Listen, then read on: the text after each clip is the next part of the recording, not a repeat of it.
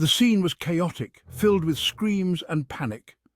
Machete Primary School, a place meant for learning and laughter, was suddenly gripped by fear and confusion.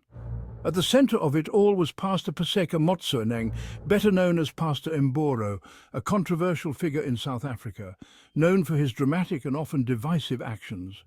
He wasn't there for a sermon or a school visit, which would have been expected. He was there with a machete, an unexpected and terrifying sight. Videos of the incident spread like wildfire on social media, capturing the attention of the nation. They showed Pastor Mboro, flanked by several men, some allegedly armed, entering the school grounds with a determined look. Their target, 2 young children caught in a bitter custody battle, a situation that had already caused much distress. The incident sent shockwaves through the community and beyond. Parents were horrified, fearing for their children's safety. Educators were outraged, questioning how such a breach of security could happen.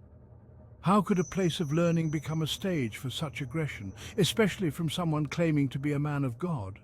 The community was left to grapple with these questions, seeking answers and justice. To understand Pastor Mboro's actions, one must understand the backdrop of a family torn apart by grief. It all began with tragedy, the passing of a mother, leaving behind 2 young children.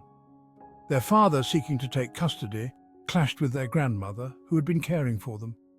It was a heartbreaking situation, a family fractured by loss and now divided by differing views on the children's best interests. The school, thrust into this painful family drama, found itself caught between a grieving grandmother and a father asserting his parental rights. The grandmother, adamant that the children remain in her care, instructed the school not to release them to their father.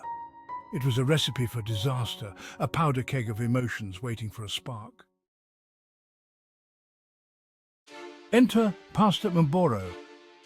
A close confidant of the children's grandmother, he believed he was on a righteous mission, a crusade to rescue his grandchildren from a situation he perceived as unjust. His Justification family ties and protecting the children from what he deemed an unfit environment. Armed with this conviction and a literal machete, he arrived at the school.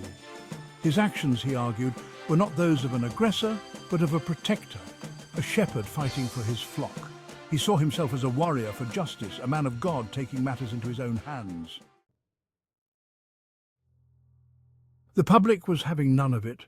The atmosphere was charged with tension and disbelief. The video of the incident, shared widely on social media, sparked outrage and condemnation. Parents were terrified, fearing for their children's safety. Educators were furious, questioning how such a breach of trust could occur in a place meant for learning and growth. How could a man of God, someone entrusted with spiritual guidance, terrorize a school with a machete? The image of a religious figure wielding a weapon in a place of education was both shocking and horrifying. The public outcry reached a fever pitch when Pastor Mboro initially faced no immediate consequences for his actions. The community demanded justice, feeling that their voices were being ignored. The perceived lack of accountability fueled the flames of anger. People felt betrayed and unheard, leading to a boiling point of frustration and rage. Then it happened. Pastor Mboro's church, housed in a marquee tent, was set ablaze. The fire was a dramatic and destructive response to the community's pent-up anger. Was it an act of justified rage or a dangerous descent into lawlessness? The lines between justice and chaos blurred as emotions ran high. Whatever the motivation, the burning of the church stood as a stark symbol of the community's fury, a visceral reaction to what they perceived as a gross abuse of power and a threat to their children's safety. The charred remains served as a haunting reminder of the consequences of unchecked anger and the demand for accountability. The firestorm of public outrage did not go unnoticed by authorities.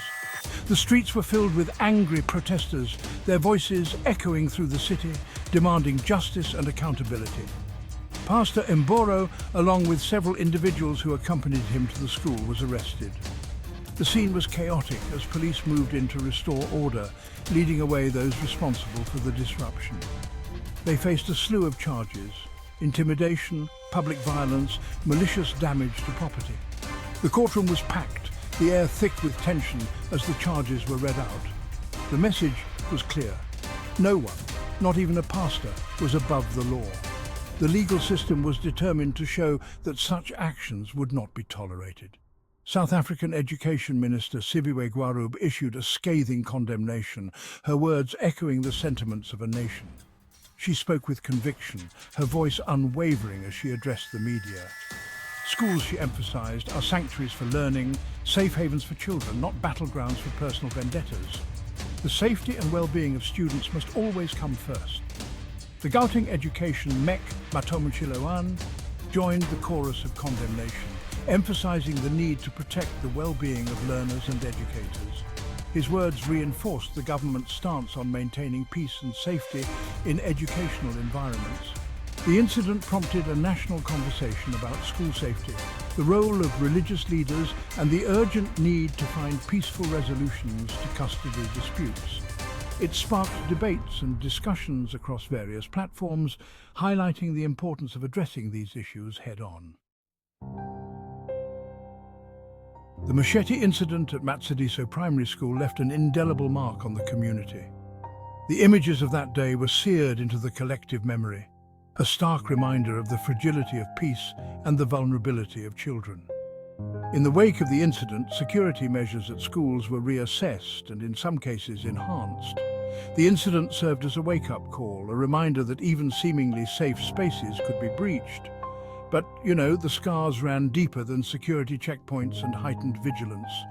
The incident had shaken the community's trust, not just in Pastor Mboro, but in the very institutions meant to protect them. Pastor Mboro's actions ignited a debate about the role of religious leaders in society, particularly in matters of the law and personal disputes.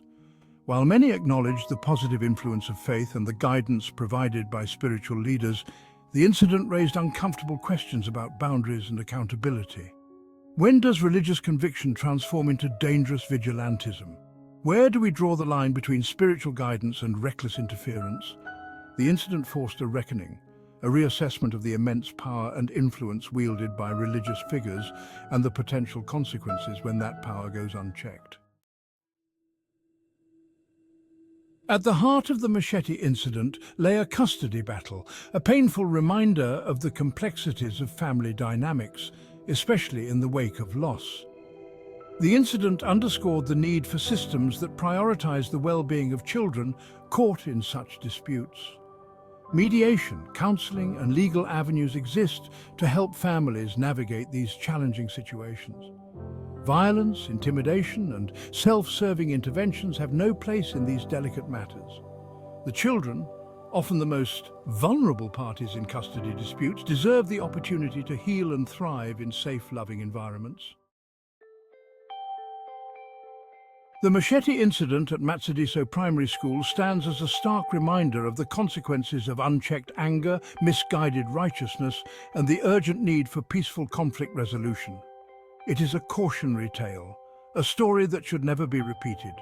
By fostering open dialogue, strengthening community ties, and upholding the rule of law, we can create a society where machetes are left in the fields and the only lessons learned in schools are those found in textbooks.